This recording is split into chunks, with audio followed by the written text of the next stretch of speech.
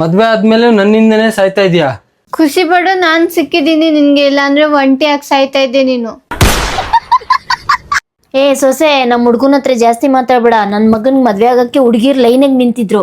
ಹ್ಮ್, ನಾನೇನ್ ಬಟ್ಲಿ ಇಟ್ಕೊಂಡು ನಿಮ್ ಮಗನ ಕೊಡಿ ಕೊಡಿ ಅಂತ ಭಿಕ್ಷೆ ಬೇಳ್ತಾ ಇದ್ನ? ನಿನ್ ಗೊತ್ತಾ, ನನ್ ಮಗನ್ನ ಮಗು ತರ ಸಾಕಿದೀನಿ.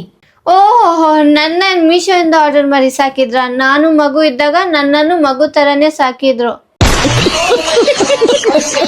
ಓಯ್ ಓಯ್ ಏಯ್ ಈ, ಏಯ್, ನನ್ ಮಗ ಅವನು. ನನ್ ಮಗನ್ ಬಗ್ಗೆ ಆತರ ಎಲ್ಲ ಮಾತಾಡ್ಬೇಡ.